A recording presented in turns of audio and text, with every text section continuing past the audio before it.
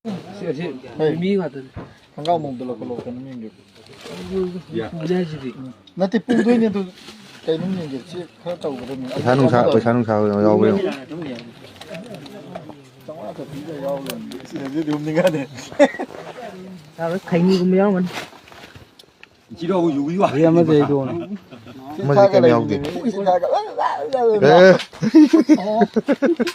Ấy gì đi xin đi.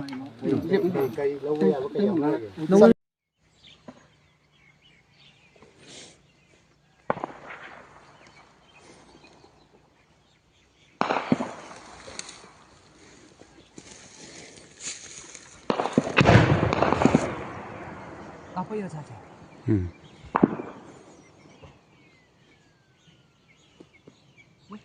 Xuân đây này cặp ấy.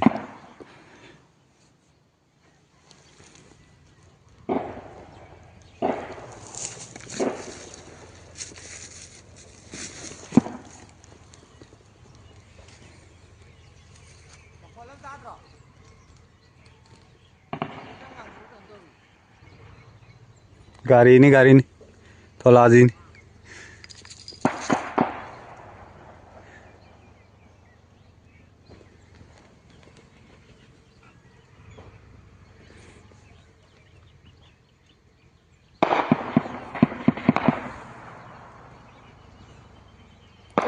देखो गया सीधे काम ना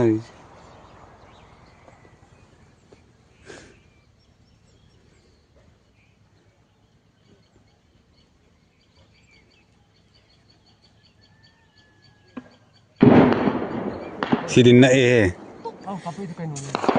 ले थोड़ने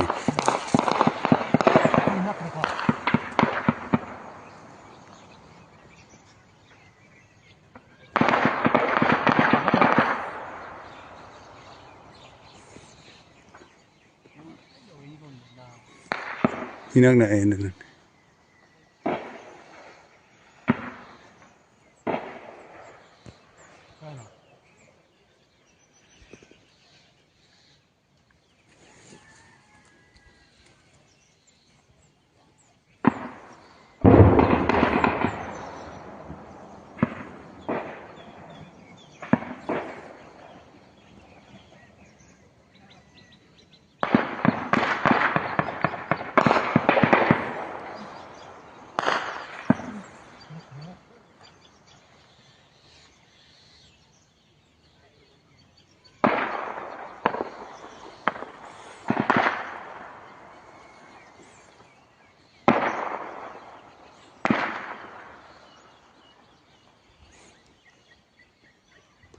Sonda ju काम ना रही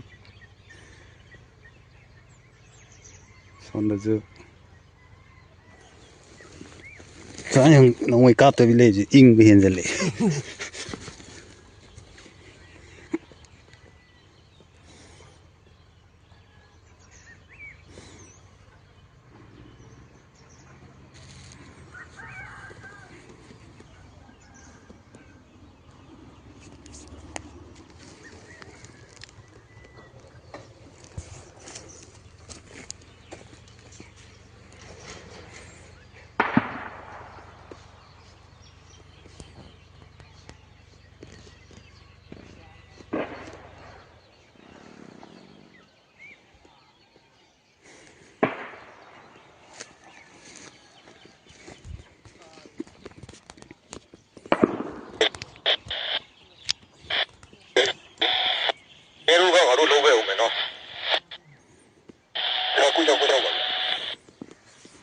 cái đấy này Mỗi tàu cái cam bánh.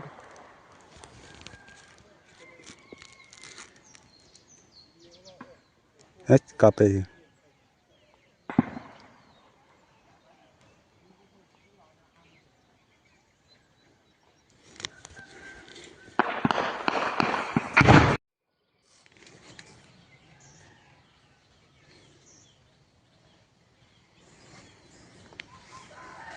mong mari makhai đấy cái hồ này cạm nào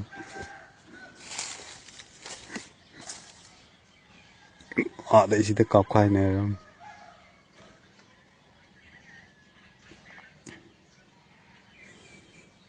cái bunker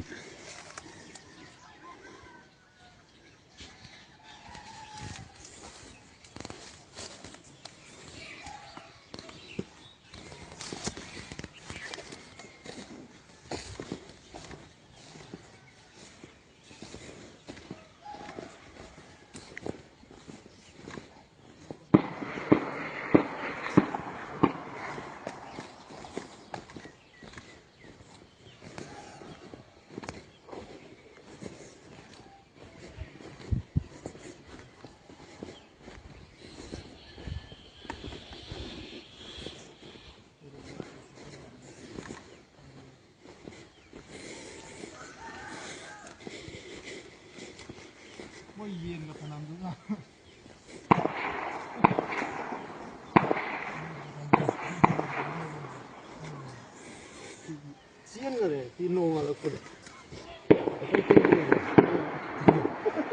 Foi isso mesmo, pá. Dando tanto desafio.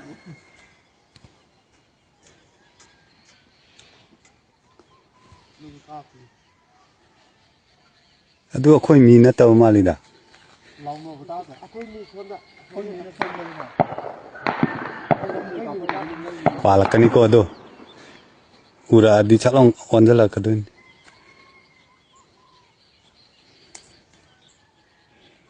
Mới lúc mà khát lên cà phê vậy.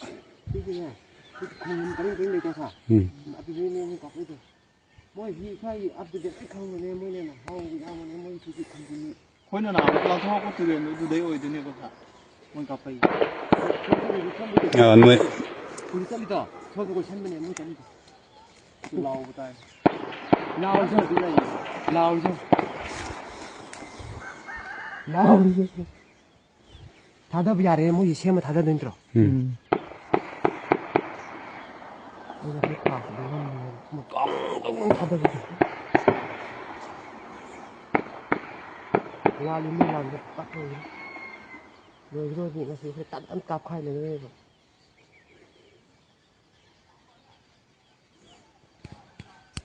Fuck you vậy.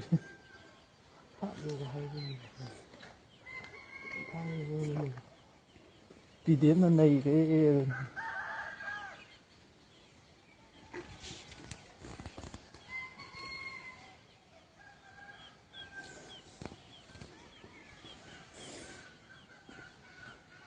나오죠.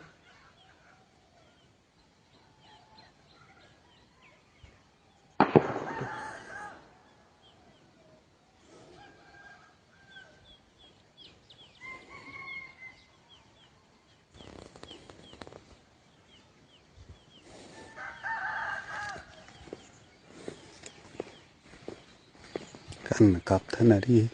Mỗi đứa đi cặp được chứ gì? Mà bà hay cái này bây giờ nó vào phải mất Nó chẳng cái này, ai hình cặp xe lệ. Quay tan tan này đi gì? Round của sân cái đấy. Round quay sang rồi. Không chạy được mấy ai lên đấy. Round của sân đi.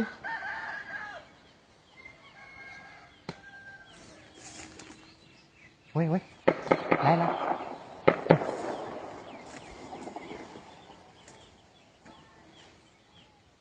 Lão ấy. Không phải.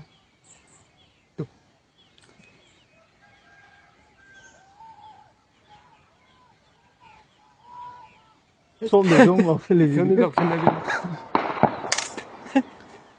Lòng nó cặp. Lòng nó lâu hơn cặp hết đi. Đấy, mà đưa đây. Đâu đấy.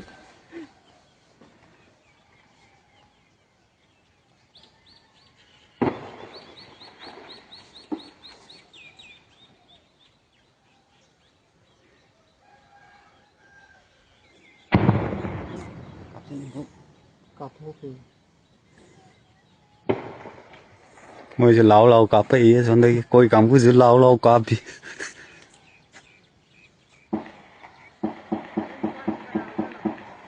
À. Khun min. Mỗi gì nhìn những tôi. Đấy, xong đây cà phê. Ai kia cặp tao bỏ. Okay, 60 này nó rồi. 60 này.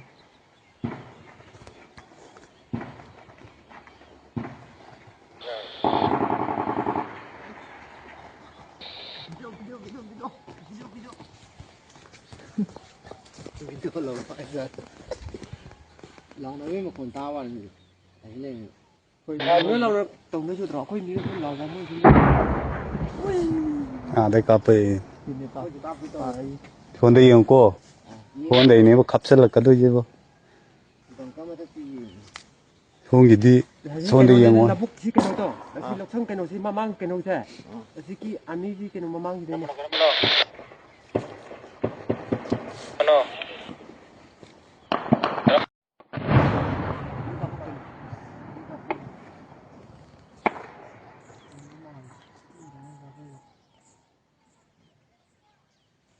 sang cái này cái nó to rồi.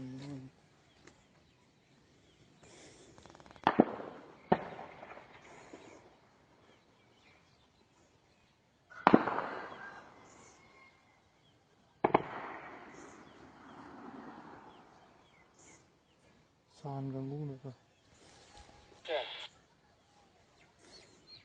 Cái xin pa thì cần cắt thì nó không cắt nữa. Thôi nào nhiều sân này. Ấy. Một đô la mà bao ra mẹ à? Một đô la mà cái là? Một đôi một cái mũ. Mình đâu bút gì mua chết tôi mà lúc là? Sắp về là. Cũng muốn là sắp về. Thì mà xịreli mà tê xin mà là ở bên xịreli cô ní này Lớp tiết này. Sau xe mà xíu là sau xe thu mới lên. Mình đâu có gì cô.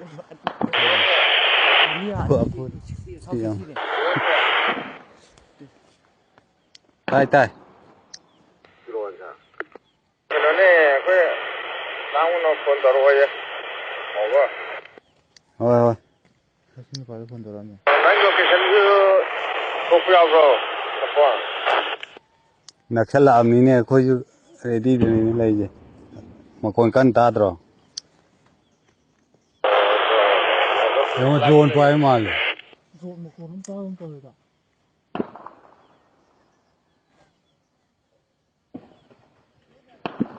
yamar do tha damadi Rồi mà.